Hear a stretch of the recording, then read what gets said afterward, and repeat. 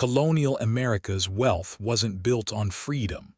It was built on a contract that looked like opportunity but worked like a trap. We're taught that early America ran on two engines, land and slavery. Both are true, but there's a third mechanism, one that's been sitting in plain sight in courthouse records and shipping manifests for 300 years, and it's far more unsettling because it applied to white colonists too. It's called indenture, and it was the original debt trap. Here's the standard story. A poor European, say, a laborer from Bristol or a religious refugee from the Palatinate, couldn't afford passage to America. A merchant or ship captain offered a deal. Work for them for 4 to 7 years and they'd cover your fare, food, and tools. At the end, you'd be free. Land, clothes, sometimes a small payment. The American dream right there in the contract. For roughly 150 years, from the 1600s through the mid-1700s, this system moved somewhere between 300,000 and 500,000 people across the Atlantic. That's half the total immigration to the colonies before independence. Not slaves, indentured servants, legally free people, technically. And yes, for some it worked. Some servants finished their time, collected their freedom dues, and actually built farms or businesses. The records show it happened, but here's where the exhibit gets darker. The contract was only as good as the person holding it. Servants couldn't leave. If you ran, there were bounties. If you got sick, your time didn't pause, you still owed those 7 years. If your master sold his claim on you to another planter, you went too. You had no say. You couldn't marry without permission. Any children born during your servitude, they belonged to your master until age 21 or 30, depending on the colony. The legal code called it the time of service. The lived experience called it something else. Virginia's statutes from the 1660s onward are full of clauses about runaways, about extending terms as punishment, about servants being whipped. It's all there. So the standard explanation holds up, right? Poor person gets debt, works it off, becomes free. The system worked. Except it didn't, not the way we're told. Because here's the thing nobody emphasizes. The master controlled the narrative completely. There was no independent verification that your time was served. No labor board, no neutral observer. Your master kept the records. If he claimed you still owed another year, you had almost no recourse. Servants couldn't testify against free people in most colonies. They couldn't sue. They were property in all but name. And the economic pressure cut deeper. Masters had every incentive to extend servitude or to make the terms unbearable so servants would voluntarily renew their contracts for another 7 years, another term of debt. It was a debt trap dressed in a labor contract. Sound familiar? Here's where the real explanation emerges. Indenture wasn't a pathway to prosperity. It was a mechanism for extracting wealth from the desperate while creating a permanent underclass of semi-free labor.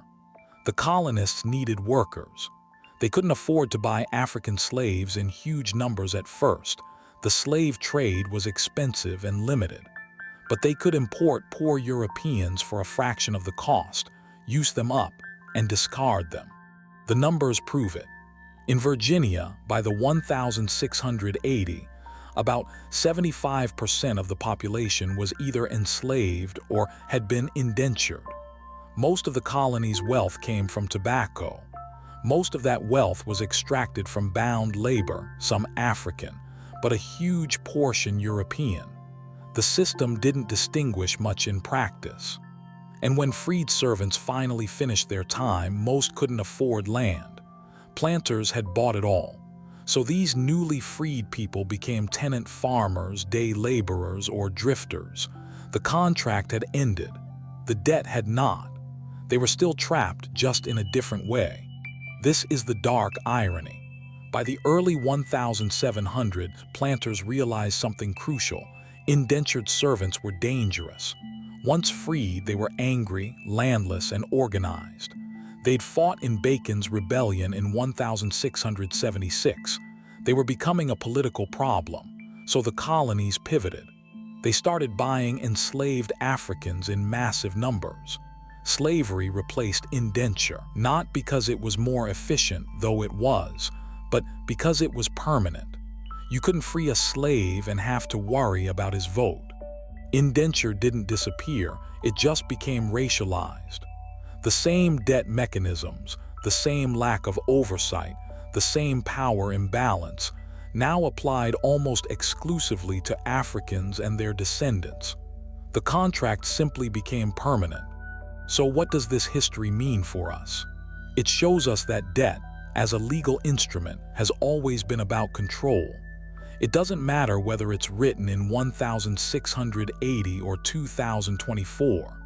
The architecture is the same: desperation on one side, power on the other, and a contract that favors whoever writes it. Colonial indenture was the prototype. It worked because the desperate signed it, because the terms were opaque, because enforcement was one-sided, and because there was no way out once you were in.